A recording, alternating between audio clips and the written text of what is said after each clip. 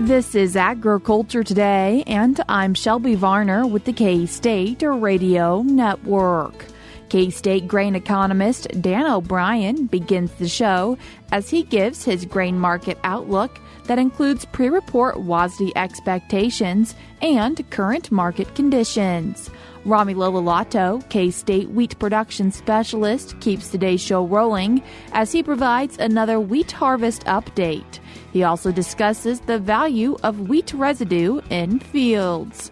Ending the show is K-State meteorologist Chip Redmond as he explains his weather forecast and the importance of a weather radio. That and more is coming up ahead on Agriculture Today.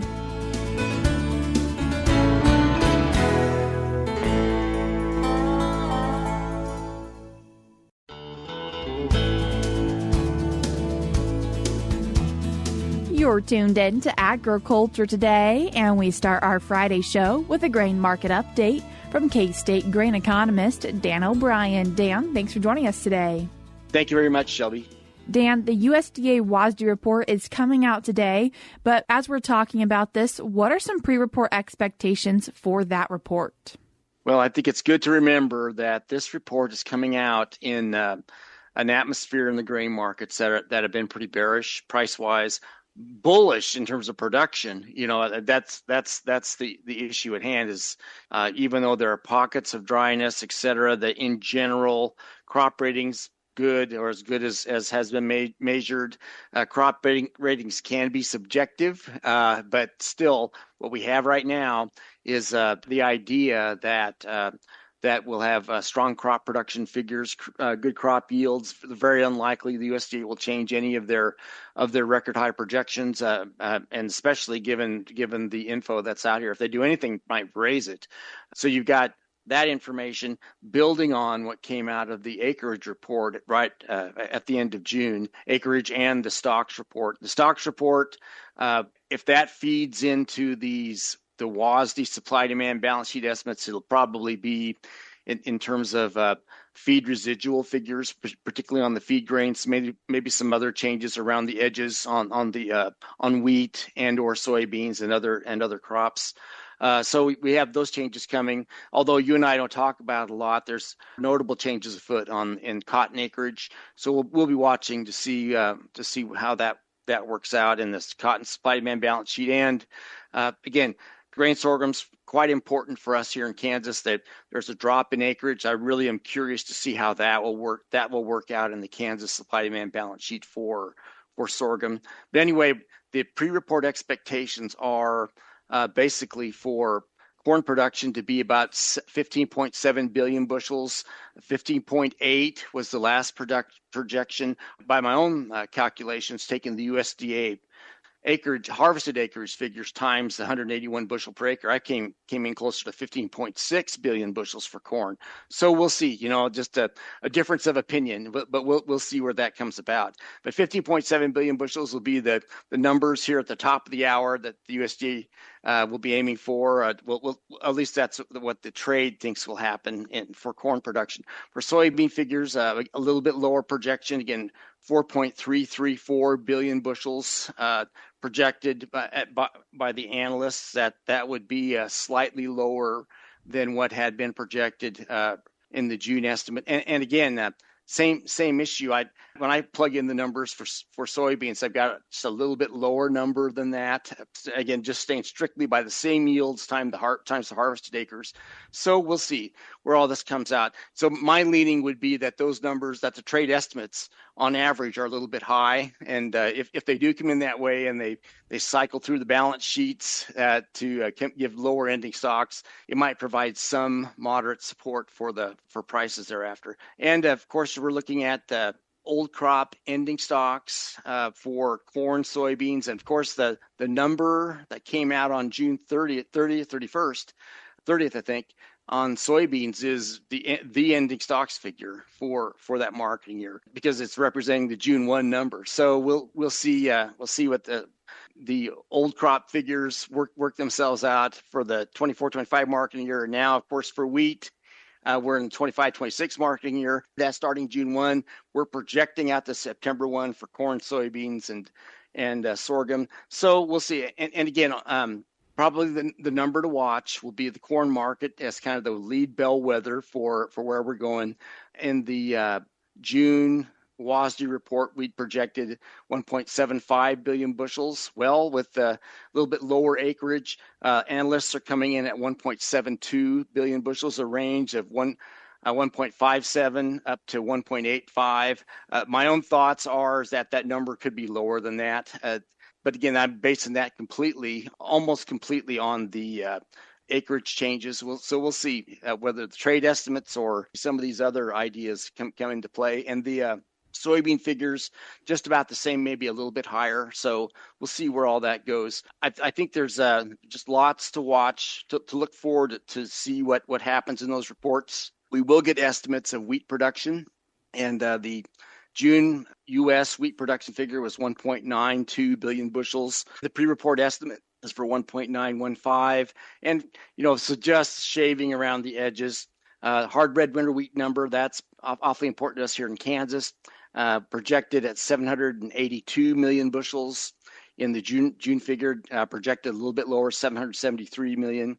And Shelby, I don't want to be cynical, but I understand the difficulty of projecting these figures. There's a lot of room for surprises on these wheat classes. And if we were in a wheat market scenario where we had a lot tighter stocks to use, et cetera, then some of these changes from expectations to actually what the USDA actually projects coming up tomorrow for early July would have more impact on the market, but really not a lot right now.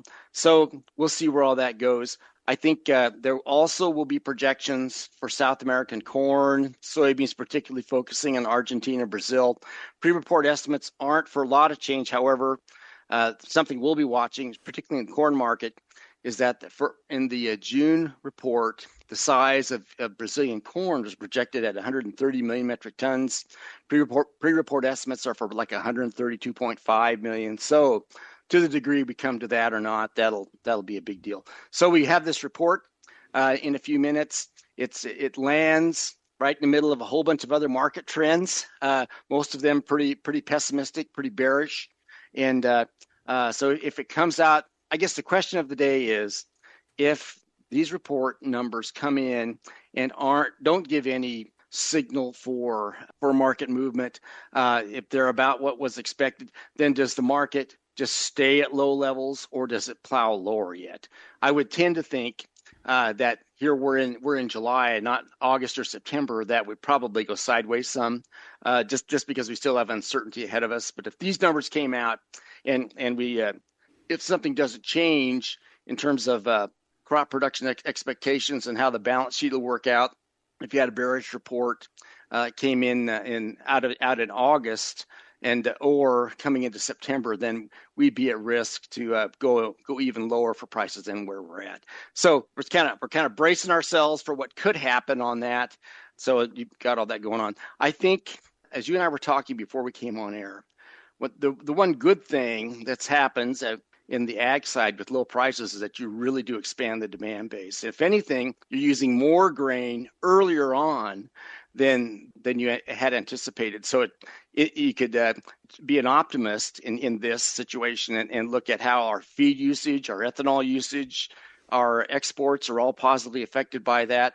And so if we are going to have sizable supplies at low prices and we have lots of use, then we're on our way to keeping ending stocks they would be lower, but you'd put yourself in a situation where, as the usage happens, you're able to clean out excess supplies sooner, and then perhaps as you move through December, January, February, off into spring of next year, you probably change the situation. And of course, low prices, which we now have, will probably eventually affect people's plantings of crops, and then we'd have to see if we're more optimistic for corn or for soybeans going forward, or for these other crops. And so I guess we have this report coming.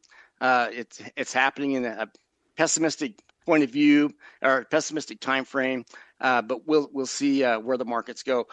I would like to add in the midst of all this, when you look at cash prices for grains, there's some interesting things happening in the wheat market. Of course, the cash price is pretty low, generally out to the west. 460, 465 are the top prices out in the Garden City, Colby area. But you have some fairly decent prices, 542, 553, thereabouts in Hutchinson, Salina, that central corridor. Again, about 470 out in the Pittsburgh area. So cash prices reflecting some fair differentials in some of these areas. Probably in that central corridor, that's where we'd expect exports to originate from, at least to start with. And we have some pretty good prices there. Some of the new crop bids for 2026 are interesting in that you've got the 549 bid for the next marketing year for 2026 in Salina, Topeka, 544 in Hutchinson, 539 in Pittsburgh, 534 in Garden City. So you've got some okay bids out into next year. I would add in that low prices have helped us export wise. We had pretty good week of U.S. exports. Had a very good week of hard Redmond wheat exports. So the best cure for low prices is low prices. We've continued also to see pretty strong corn exports. It's just the train that keeps chugging along, and that's a good sign eventually for whittling down stocks and leading to higher prices eventually down the road. Dan, I appreciate you taking the time to join us today. Thank you very much, Shelby. That was K-State grain economist Dan O'Brien with a grain market update. We're cutting to a short break now on Agriculture Today, but stick around because we have more for you up ahead.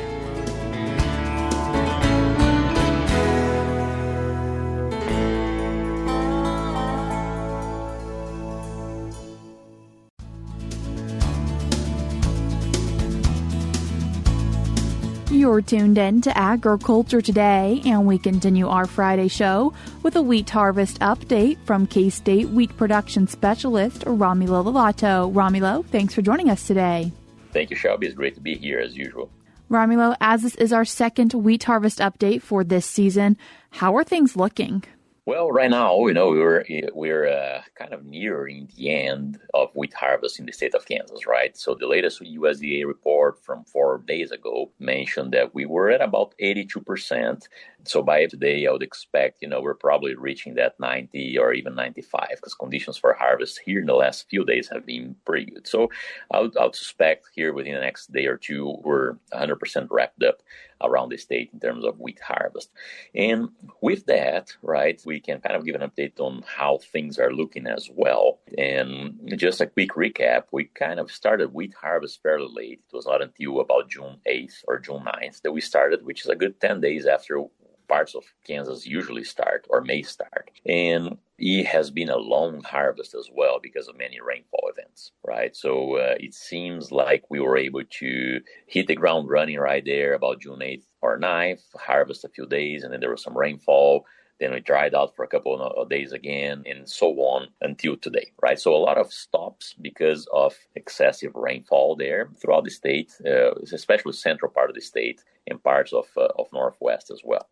So with that, in terms of grain yield this year, we're hearing a lot of variability. So, for example, I heard of growers near that Mound region, McPherson area that were doing well over 100 bushels per acre, and wheat field that could have been irrigated, but they never turned on the irrigation just because the season was pretty good there. And then we're hearing about fields in the northwest part of the state that are being cut now with high variability in yields, ranging anywhere from, in a fallow ground, 40, 50 bushels all the way to 70, 80 bushels per acre. And on continuous cropping after soybeans or after corn, right, more on that mid-20s, right? So a big variability there depending on the cropping systems with those continuous wheat or double crop wheat crops yielding considerably less than wheat on fallow ground. And actually even heard reports of growers who had to call insurance on their crop because of the wheat pressure that came up later on. So again, these late season rainfalls that we had when the crop was already ready to be harvested, they had many negative consequences, right? Of course, one of them is direct loss of grain yield because we are shattering that grain and those grains are going to the ground, or because of losing test weight or losing grain quality overall, right, with that lighter test weight and in some extreme cases, even pre-harvest sprouting. But another consequence of those rains as well is just increased weed pressure. If you think about it, the crop is really not competing for anything at this point when it's ready to harvest. And so those weeds, they get all the rain for themselves, and it's hot and they just get growing, right? So we heard some growers in the northwest part of the state who were having to call the insurance in their crops simply because there was so much weeds that came up and it was a continuous cropping with low yield potential. It was simply not worth harvesting. In terms of test weight, again, we had some very, very contrasting reports there. Overall, it seems like it was above average. But with these rains that we mentioned, we also had the reports of that test weight coming down. And in particular, varieties seems more than others in parts of the state as well that were showing a steeper decrease in grain test weights than others. So I guess that's a long way of saying that we have a very diverse bag of things going on, right, in harvest in terms of saw everything as expected. I still think that we're probably off to a slightly above average in terms of grain yield for the state at around the average quality or so. So all in all, still I think it was a positive outlook, and we're definitely happy that at this point the weather has been conducive for us to finally wrap up harvest and perhaps change gears for another summer crop now, or control of weeds or volunteer now during the summer. So as we're thinking about what's going to happen with that wheat field after it's harvested, what are some benefits of there being wheat residue in the field? Wheat residue is very valuable in our crop rotations, right? Especially as we think more going to western Kansas, but in central Kansas as well, right? That wheat residue is going to do many things.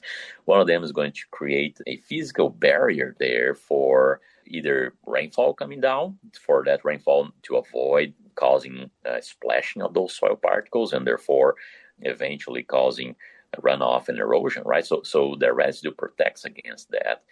The residue also cools down the soil temperature, right? And with that, reduces the amount of moisture that we lose from that soil via evaporation, right? So it does a good job of conserving soil moisture.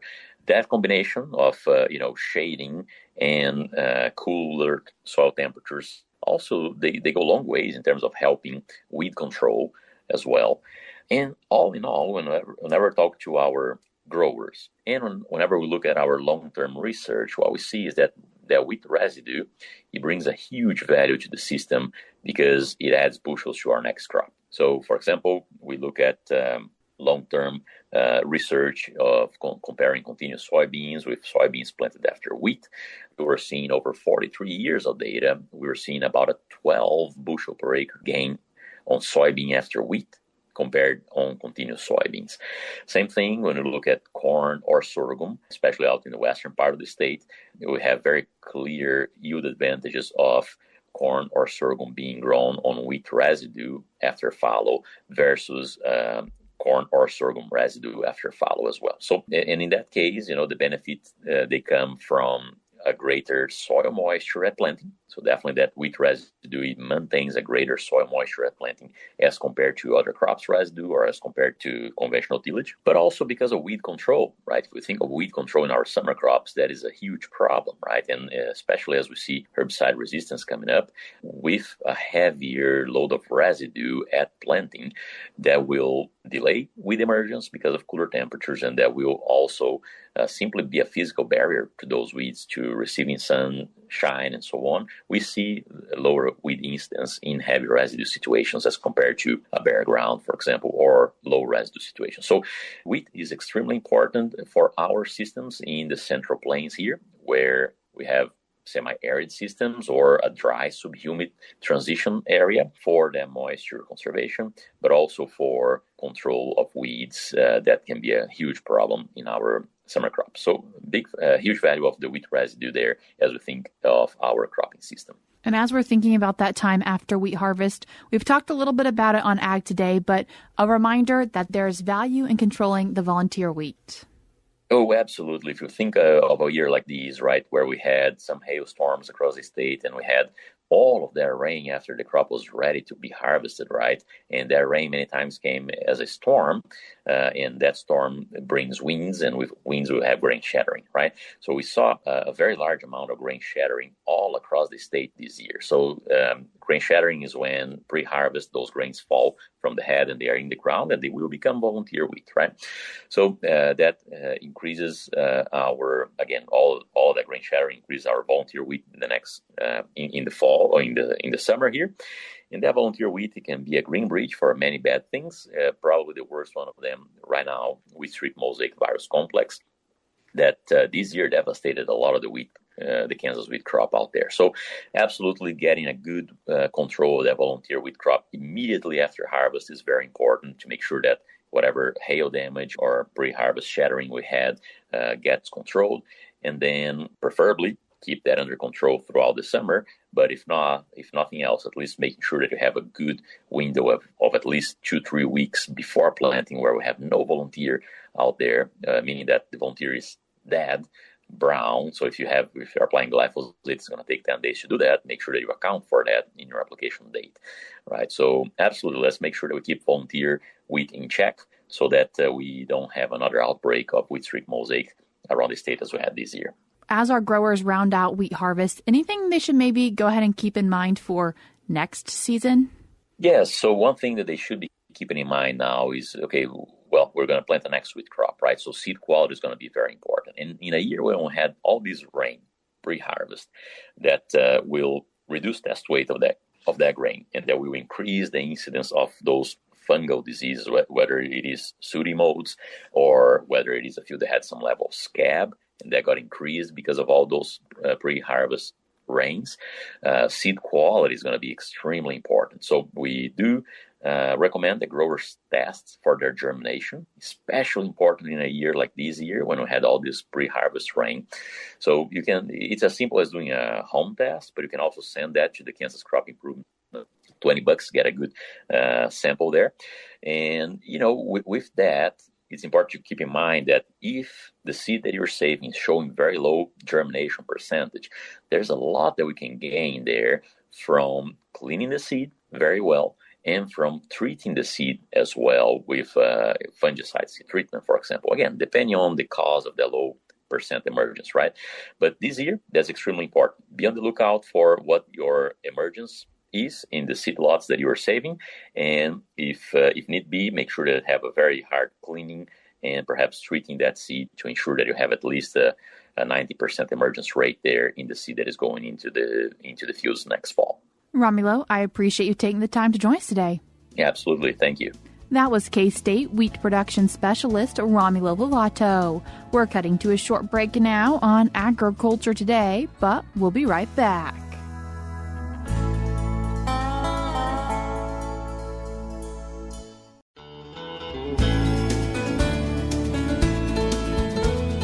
You're tuned in to Agriculture Today, and we conclude our Friday show with a weather update from K-State meteorologist Chip Redmond. Chip, thanks for joining us today.